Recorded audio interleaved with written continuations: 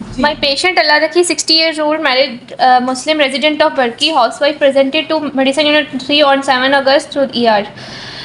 She presented with the blood and vomiting one day back. आप बताना शुरू करेंगे। Hematoma है basically blood and vomiting for one day. तो अब इसमें हम सबसे पहले सिस्टम्स देख लेते हैं, ठीक है? वन बाय वन आप शुरू करते हैं। आपके ख्याल में कौन सा सिस्टम सबसे पहले आएगा? GIT आएगा। GIT में क्या आएगा? क्या क्या डिजीज हो सकती है? मैम वेरिसेस हो सकती है, गैस्ट्राइटिस या अल्सर हो सकता है पेशेंट को, या एक बोले अपनी अपनी बारी पे। आपने कहा varices. Varices is not a disease, वो पोर्टल सिरोसिस बता दें। सिरोसिस ऑफ लिवर या liver disease, chronic liver disease. जी आप बताएं मैम। इसके अंदर हमारे पास इसोफेगस के कोई प्रॉब्लम हो सकती है, लाइक मिलियरी वीर सिंड्रोम हो सकती है, और इसके अलावा कोई स्ट्रक्चर अंदर हो सकता है। बस एक पता जी। Peptic ulcer. पेप्टिक अल्सर जी। गैस्ट्राइटिस हो सकता है। Cancer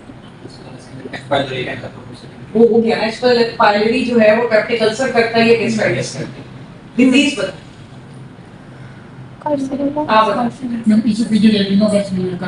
malignancy. हम हमेशा कैटेगरीज बनाते हैं।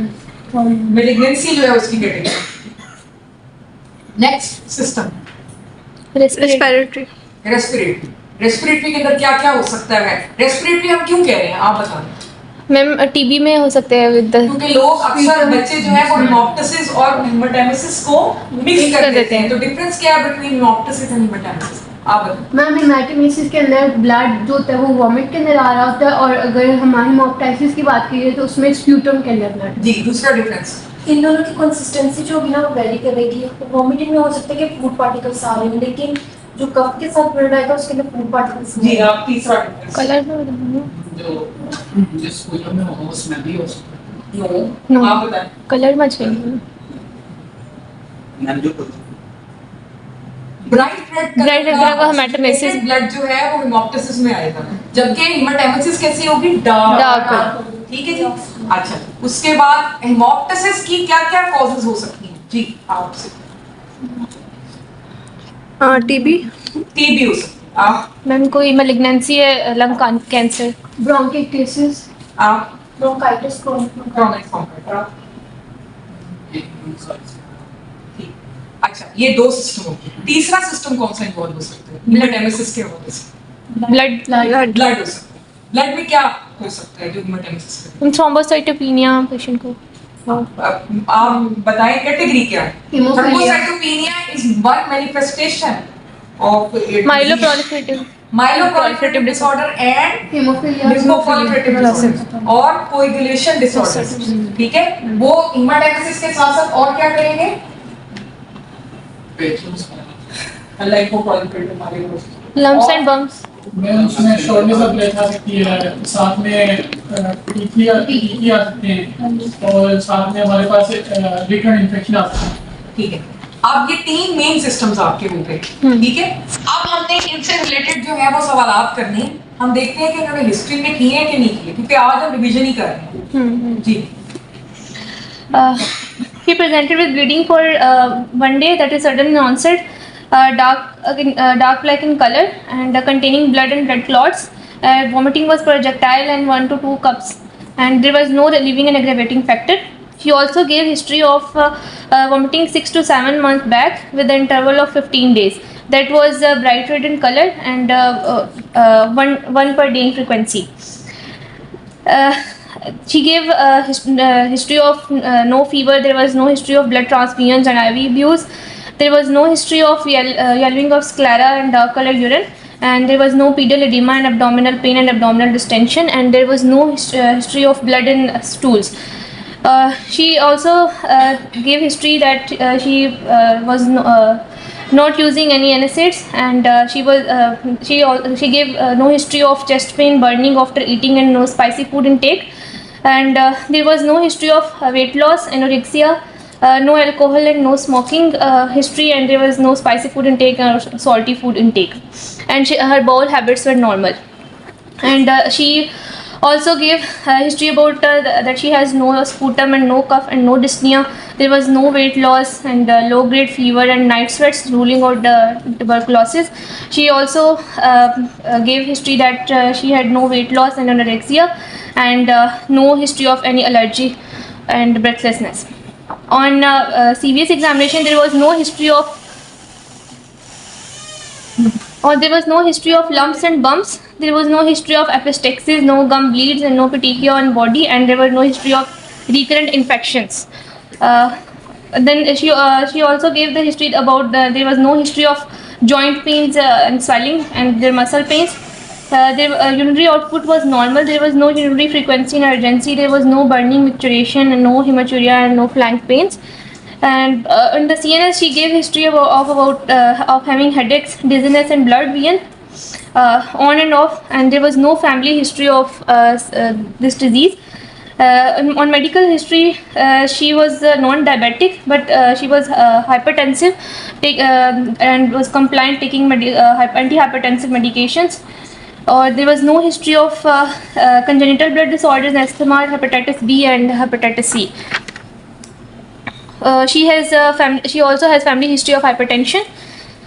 In the surgical history, she had done injection sclerotherapy 7 months back, and in the drug history, she was taking antihypertensive medications, and her socioeconomic status was middle class. अच्छा, इसमें अब ये था कि स्टूल में ब्लड की बजाय जो है ना वो आपको पूछना चाहिए था ब्लैक टारी स्टूल, क्योंकि ब्लड इन स्टूल जो होती है वो एक डिफरेंट चीज होती है, और ब्लैक टारी स्टूल आपने उससे इस तरह से पूछा। मैम ये पूछा था तो उसको थे? नो। ठीक है, अब ये चीज अगेंस्ट जा रही है ना।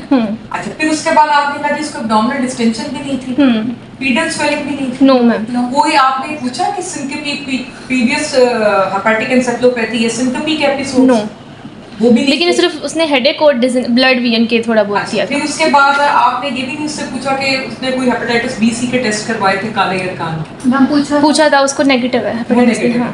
अच्छा, फिर उसके बाद आपने ये बताया कि 15 कितनी देर पहले, 15 दिन पहले कि 15 साल पहले? नो मैम, 7 मंथ्स पहले उसको ये वॉमिट होता था। उसने फिर वो मतलब 15 दिन बाद फिर उसे 3 वॉमिट हुई थी 7 मंथ पहले, और वो उनका इंटरवल 3 वॉमिट्स का 15-15 दिन बाद था। लेकिन उसके बाद उसने इंजेक्शन से स्क्लेरोथेरेपी करवाई। लेकिन वो ब्राइट रेड कलर का था। उसके साथ आपने पूछा ब्लैक टारी स्टूल? वो पूछना चाहिए था उसमें। मैम उसमें पूछा था, लेकिन उसको तब भी नहीं था। उसने कहा कभी भी मुझे स्टूल में मतलब इस तरह का कुछ नहीं आया। ये चीज एक अगेंस्ट जा रही है, समझ नहीं आ रही। सिर्फ एक चीज आपकी उसमें फेवर में जा रही है कि उसने स्क्लेरोथेरेपी का लफ्ज उसने यूज किया था या आपने? मैम उसने ना हमें बताया था कि उन्होंने कैमरा डाल के तो एक इंजेक्शन लगाया था। अच्छा, तो आपने यही इसी तरह ही बताना था। अब हमें नहीं पता वो स्क्लेरोथेरेपी का इंजेक्शन था या बाजू का आपको हेस्टोएट्राइल वो कुछ और भी डालते हैं, मतलब अल्सर के लिए भी आप बाजू का क्रायोथेरेपी वगैरह करते हैं, तो या बाजू का हो सकता है कि बायोप्सी उन्होंने ली हो और वो उसको समझ रही हो कि जी ये इंजेक्शन लगा है। तो क्या बना आपका डिफरेंशियल डायग्नोसिस इस हिस्ट्री के ऊपर? मैम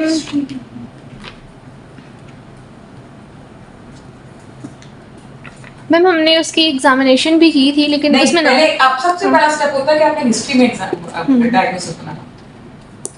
मैम रेस्पिरेटरी वाला तो उसके सारे फैक्टर्स रूल आउट हो गए, और स्टमक भी और उसका रूल आउट, कोई प्रॉब्लम नहीं था। नहीं, हिस्ट्री नहीं ली है।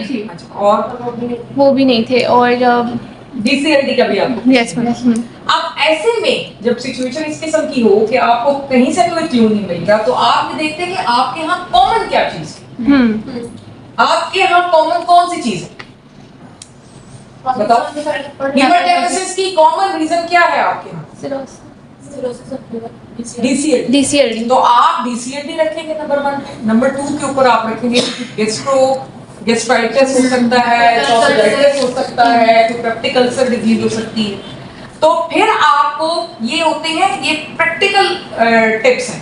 प्रैक्टिकल टिप्स का मतलब ये होता है कि बाज़ औक़ात जिस तरह से हम मतलब मैंने एक बड़ा आइडियल आपको बताने की कोशिश की कि इस तरह हिस्ट्री हम लेते हैं और उसमें अगर पॉइंट्स डीसीएलडी की तरफ जा रहे हैं तो हमने फिर नंबर 1 पे डीसीएलडी रखना है, नंबर 2 पे ये रखना है। बाज़ औक़ात ऐसा होता है कि आपको हिस्ट्री पे कुछ नहीं मिल रहा होता है ऐसा जो सजेस्ट है, तो फिर आपने क्या करना है? तो इसमें आज के लिए आपकी एक और लर्निंग हुई है कि फिर आपने देखना है कि आपके पास कॉमनली क्या चीज है, लेकिन दूसरों को आपने रूल आउट नहीं करना। दूसरे भी हैं, फिर उसके बाद आप आ जाएंगे एग्जामिनेशन में फिर आप उस तरीके से करेंगे कि जो चीज आपकी ज्यादा कॉमन है पहले आप उसके लिए चीजों को देखेंगे, पहले डीसीएलटी के लिए देखेंगे या जीएलटी को पहले देखेंगे, फिर आप उसके बाद रेस्पिरेटरी के लिए देखेंगे, फिर आप ब्लड के लिए, फिर आप जो है वो दोबारा से देखेंगे। अगर आपको कोई फाइंडिंग मिल गई तो अपने डिफरेंशियल डायग्नोसिस को आप नैरो करेंगे।